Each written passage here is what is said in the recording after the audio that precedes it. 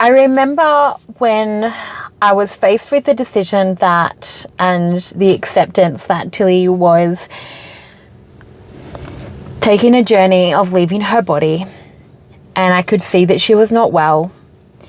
And I was then faced with I was faced with, do I let her take the journey by herself, aka natural death, or do we do assisted death through euthanasia? And this was something that I really struggled with, and it was something that I was really challenged by. And I will drop another video, and it's just around a conversation of euthanasia, around, is it the best way? Is it the most humane way? It's something we're all faced with, so we might as well talk about it, right?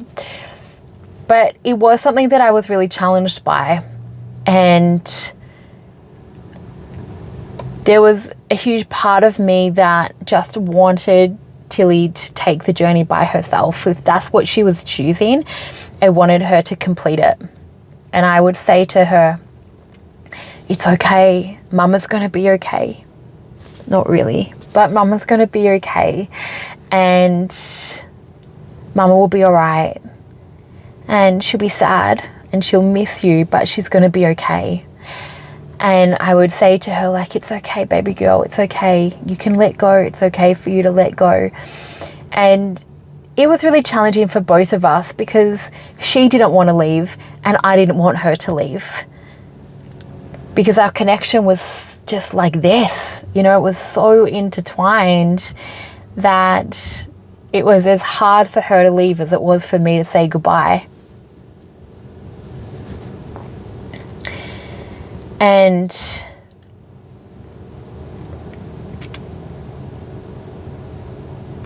I was so this idea of euthanasia and natural death was constantly on my mind. And I remember feeling really uncomfortable with the idea of euthanasia. It just didn't feel right to me. And I think that was coming from Tilly, but it was also coming from myself. And so I had to really explore the idea of euthanasia, of why I don't feel okay with it. And I say this in one of my other videos, is that because I felt like I was ending somebody, like I was making the conscious decision to end somebody's life. And that is something that I would never do. Well, it is something that I felt really uncomfortable with, and I just felt not okay with. And I felt really confronted by that as well. And so I remember one time going onto YouTube that I was like, you know what, I'm going to watch euthanasia. And I found a post of a beautiful couple. It was like their first pet. They lived not in Australia. And they recorded the whole thing from like the morning. The dog was going for its final walk. It was having its breakfast. The nurse was coming, she was explaining everything. She'd give the sedation, what would happen, the whole journey. And I watched it. And I watched it with the intention to normalize the idea and the concept of euthanasia, to feel what it was like, and to watch somebody else going with it and notice my energy and notice my emotions. And what I kind of did feel okay with and what I didn't feel okay with. And I was like researching it, and I already, like, I knew what it was, because we had family pets that were euthanized. So I had experienced it before, but this time I was more conscious. I was older. I was evolved. I had evolved. I'd done a lot of healing. I was a lot more conscious. I wasn't running unconsciously. I was way more conscious. And so it was on a completely different level. And I had to watch these pieces to find some sort of understanding around it. And I found myself in a Facebook group that was very much against euthanasia. And that it wasn't necessarily the highest path for the animals. and to allow the animal to go through the natural dying process. Because out in the wild, that's exactly what they would do. They would take themselves away, they'd stop eating, they'd withdraw, they'd find itself a quiet space, all of those things. And just allow the body to pass.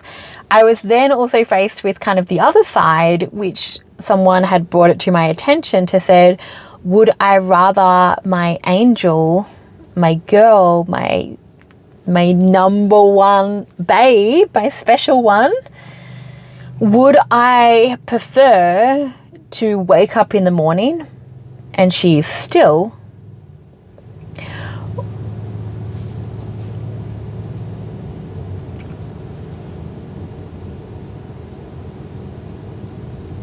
or would I prefer to be there right till the very end? Would I prefer to hold her in my arms and have that moment very consciously together where I'm holding her? We've gone through the sedation. I'm talking to her. She can still hear me. She can still understand me. And we get to do it on our own terms and in our own way.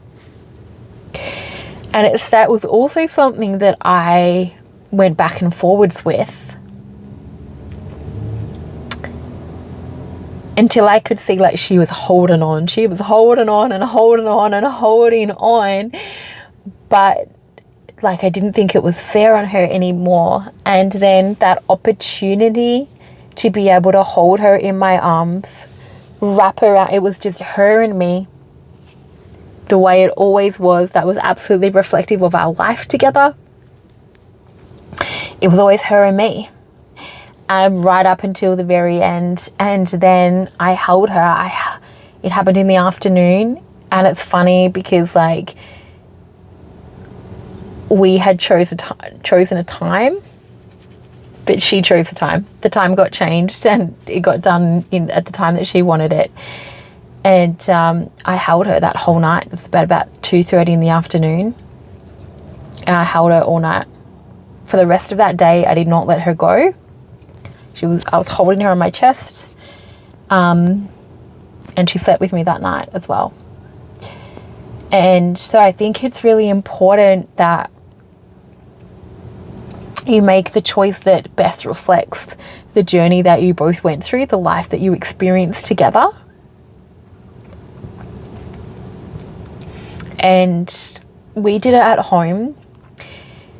And I absolutely knew that if we were to choose euthanasia, it was going to happen at home. My dad even said to me, like, do you want to take her down to the vet? And I was like, absolutely not. If we choose euthanasia, there is no way in hell that we are taking her to the vet and she's getting done there. Like the idea of taking her, the last car trip, we're taking her down to the vet. She's in a cold room and up with artificial light with a stranger. There's other people around. There's potentially other pets around. And that's how she spends her last moment? Like, no. And so it was done in like her favorite spot. And she chose that, like she communicated to me that I think she led me to that moment where I went onto YouTube and I watched somebody else's journey of saying goodbye to their pet. She led me to that. She guided me to do that. She guided me to Thursday the 19th, which I've spoken about. That moment where it's like, okay, I know it's time now. And she was telling me, like, it gets done at home. We ain't doing it at the vet. It gets done at home. And so I don't even remember the topic of the conversation. It's obviously around euthanasia, but again, as I say with all of my videos, it is about trust. It's about trust in your voice. It's about trust in your intuition. It's about trust in the journey between the both of you, and it's trust in the co-creation, because we are co-creating with a soul. It is my soul and Tilly's soul that are co-creating together. It is your soul and your pet that are co-creating, you're co-creating together. It's not you and your pet, it's the two of you co-creating together. And so when you receive those nudges, those hunches, those, that is your animal letting you know.